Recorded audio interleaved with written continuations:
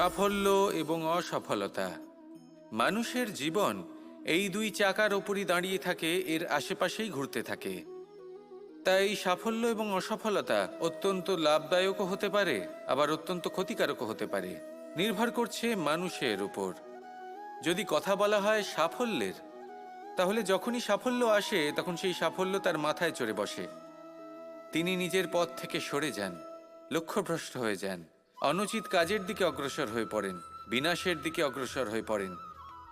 কিন্তু সেই সাফল্য যদি মাথায় চড়তে না দিয়ে মনের মাঝে বাস করে, তাহলে সে নিজের সাফল্য অনুভব করতে পারবে, নিজের কর্তব্য অনুভব করতে পারবে, ভাববে যে কিভাবে এই সাফল্য দ্বারা সমাজের কিছু মঙ্গল করা যেতে পারে, আর সেই সাফল্যই তার জন্য বরদান হয়ে যাবে।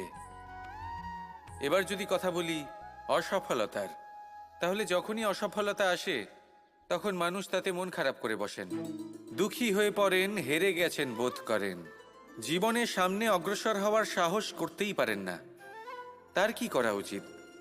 তার মন থেকে না ভেবে মস্তিষ্কের দৃষ্টিভঙ্গি দিয়ে ভেবে দেখা উচিত যে আমি এমন কি করলাম যাতে আমি অসফল হলাম। নিজেকে শুধরে নেওয়া উচিত। তখন এই অসফলতা মানুষের কাছে আশীর্বাদ প্রমাণিত হবে, আর পরের বার তিনি অবশ্যই সফলতা লাভ করবেন। তাই মনে রাখবেন, সাফল্য এবং অসফলতা আপনার জন্য লাভদায়কও হতে পারে, ঘাতকও প্রমাণিত হতে পারে, বিধ্বংসীকারীও হতে পারে।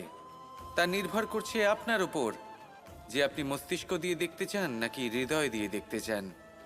শেষ পর্যন্ত সিদ্ধান্ত আপনারই। আসুন আর আমার সাথে ভালোবেসে বলুন, রাধা রাধা। সংসারের সবথেকে মূল্যবান ধন কি হতে পারে?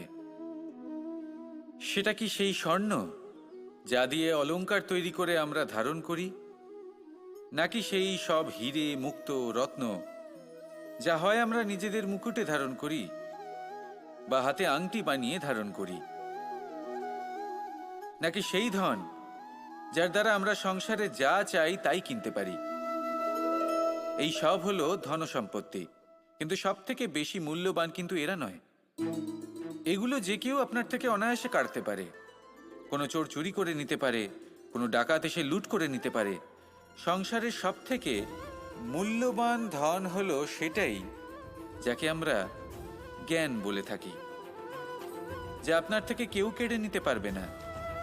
কোনো ডাকাত লুট করে নিতে পারবে না, কোনো চোর চুরি করতে পারবে না, কোনো রাজা কর রূপে আপনার থেকে কেড়ে নিতে পারবে না। এগুলো আপনার সাথেই থাকবে। কিন্তু একটা কাজ আছে যা আপনি করতে পারেন। এই জ্ঞানরূপী ধন আপনি ছড়িয়ে দিতে পারেন। এই জ্ঞানই হলো এমন একমাত্র ধন যা ভাগ করে নিলে আরো বেড়ে যায়। সেই জন্য জীবনে সব সময় মনে রাখবেন, জ্ঞান লাভ করার বিষয়ে বেশি একাগ্র হন, ধন লাভ করার দিকে নয়। আমাদের মন প্রসন্ন চিত্ত হয়ে বলবে, রাধা রাধা। সিংহ। কথায় আছে সিংহ হলো বনের রাজা, কিন্তু যখন সিংহের তথা বনের রাজার খিদে পায় তখন তাকেও বাইরে এসে কর্ম করতে হয়। কোনো হরিণ নিজে সিংহের সামনে এসে এটা বলে না যে, আরে আপনি হলেন বনের রাজা, আপনি আমাকে ভোজন রূপে গ্রহণ করুন, আমি নিজের প্রাণদান করতে প্রস্তুত রয়েছি। এমন তো কখনোই হয় না। সিংহকে গুহা থেকে বাইরে বেরোতেই হয়, বনে ঘুরে বেড়াতে হয়, ধৈর্য ধরতে হয়, বিভিন্ন ধরনের পরিশ্রম করার পরেই তার ক্ষুধা নিবারণ হয়। হরিণ নিজে থেকে তার কাছে চলে আসে না। সেইভাবেই জীবনে কি সাফল্য আমাদের কাছে নিজে থেকে হেঁটে আসে? কখনোই আসে না। ততক্ষণ আসে না যতক্ষণ না আমরা পরিশ্রমের পথে চলা শুরু করছি। পরিশ্রম করতে থাকুন, এই পরিশ্রমের পথে অগ্রসর হতে থাকুন। যতক্ষণ আপনি পরিশ্রমের পথ ধরে এগোতে থাকবেন, সাফল্য আপনার কাছে আপনা আপনিই চলে আসবে। তাহলে জীবনে নিরন্তর প্রয়াস করুন, পরিশ্রম করতে থাকুন, সাফল্য লাভ করুন, আর আমার সাথে ভালোবেসে বলুন, রাধা রাধা।